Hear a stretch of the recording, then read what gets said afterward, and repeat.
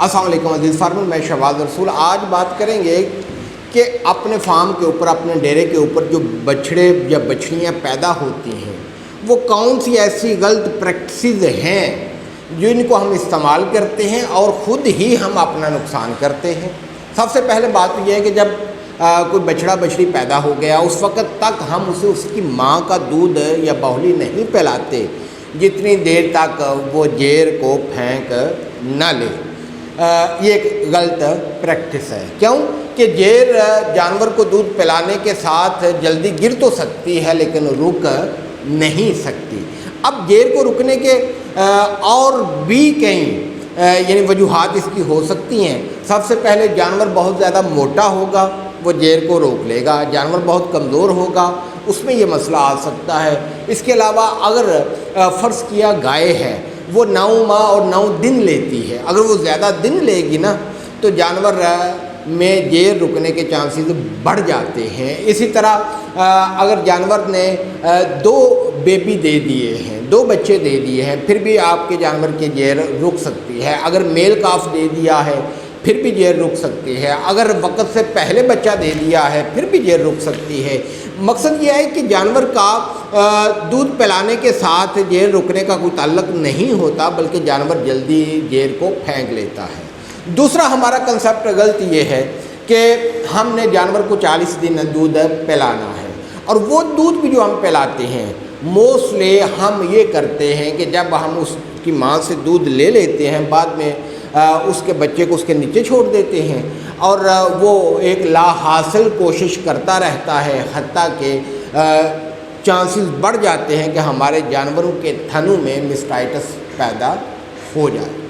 इसके अलावा हमारी गलत प्रैक्टिस ये है कि हम बछड़े के आगे या बछड़ी के आगे हम सब्ज़ चारा डाल देते हैं। कोशिश ये होती है कि ये जल्दी से जल्दी डाली लगे, क्योंकि हम उसको उसके जिस्म का 10वां हिस्सा दूध पिलाने में नाकाम होते हैं और उस बछड़े ने अपनी जिस्मानी ज़रूरत को पूरा करना होता है। होता क्या है, वो सब्ज़ चारा हम खिलाते हैं, उसका पेट बढ़ जाता है और हमें 1 साल लग जाता है उसका पेट उठाने में। जो भी वो बछड़ा खाएगा वो उसके जिस्म को नहीं लगेगा, उसका वज़न नहीं बढ़ेगा, बल्कि हमें सिर्फ़ और सिर्फ उसका पेट ही नज़र आएगा, जो कि एक गलत हम प्रैक्टिस करते हैं। क्योंकि उसका मैदा उस तरह डेवलप नहीं हुआ होता कि उस सब्ज़ चारे को वो हज़म कर सके, तो आहिस्ता आहिस्ता हम खुद ही अपना नुकसान करते हैं। इसके अलावा जानवर चूँकि उसकी जिस्मानी ज़रूरत पूरी नहीं होती, वो मिट्टी खाने लग जाता है, फिर हम मुख्तलिफ़ तरह के शिकंजे उसके मुंह पे चढ़ा देते हैं, हत्ता कि हम प्लास्टिक की बाटल का शिकंजा बना के वो चढ़ा देते हैं, रोज़ बांधते हैं, रोज़ खोलते हैं, अपनी मर्ज़ी से पानी पिलाते हैं। ये सारी एक गलत प्रैक्टिस है।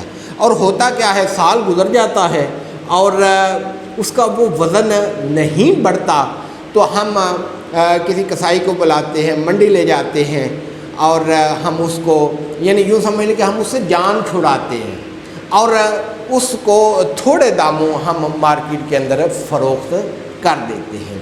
तहकीक ये बताती है कि अगर हम जानवर की जिस्मानी ज़रूरत को पूरा करें उसकी माँ की, तो जो ये फ्रीजियन का बच्चा होगा ना, उसका वज़न लाइव वेट 86 पाउंड होगा।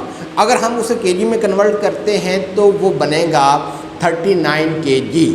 और आप ज़रा अंदाज़ा लगाएं कि पूरा साल अगर हम उसकी खिदमत करते हैं, इकला हासिल प्रैक्टिस करते हैं, तो हम कितना वज़न गेन कर लेते हैं। हो सकता है वो 70 केजी हो, 80 केजी हो। भाई उसका वज़न पहले ही वो 30 केजी था या 35 केजी था, तो हमने कौन सी जो है वो बचत कर ली है।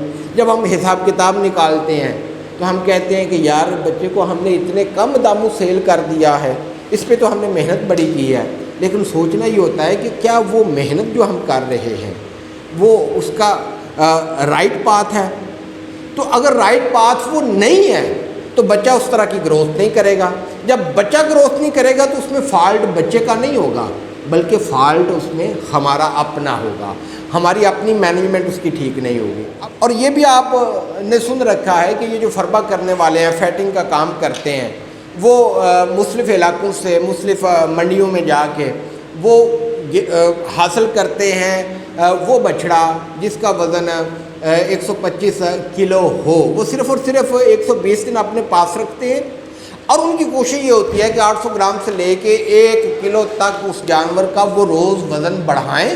وہ صرف 4 ماہ اپنے پاس رکھتے ہیں، اور 4 ماہ پراپر خدمت کرتے ہوئے، پراپر اس کی جسمانی ضرورت کو پورا کرتے ہوئے وہ نفع نکال لیتے ہیں۔ دوسری طرف ہم لوگ ہیں، ہمارا بچڑا بھی اپنا ہوتا ہے، جانور بھی اپنا ہوتا ہے، ہم اس کی پراپر کیئر نہیں کرتے، پراپر اس کی جسمانی ضرورت کو پورا نہیں کرتے، اور اینڈ آف دا ڈے ہم ایک اس کو روزانہ باندھنا، کھولنا، اپنی مرضی سے پانی پلانا، جب ہم تھک ہار جاتے ہیں تو ہم اپنا نقصان کر کے اس کو سیل کر دیتے ہیں۔ اب اس ساری گفتگو کا جو خلاصہ ہے وہ یہ ہے کہ کبھی بھی ہم نے کمپرومائز نہیں کرنا اپنے جانور کی جسمانی ضرورت کے اوپر، اور جو ابتدائی دن ہوتے ہیں ہم نے اس کی جسمانی ضرورت کو پورا کرنا ہے، ہم نے اس کو باندھ کے نہیں رکھنا، ہم نے اس کے آگے سبز چارہ نہیں ڈالنا اس وقت تک جب تک اس کا انٹرنل سسٹم ڈیولپ نہ ہو جائے۔ جب تک ہم جدید ٹیکنیکس کو نہیں اپنائیں گے ہم ڈیری فارمنگ سے، اپنے جانوروں سے نفع نہیں کما سکیں گے۔ دعاؤں میں یاد رکھیے گا۔ اللہ تعالیٰ آپ کا اور میرا حامی و ناصر ہو۔ السلام علیکم ورحمۃ اللہ وبرکاتہ۔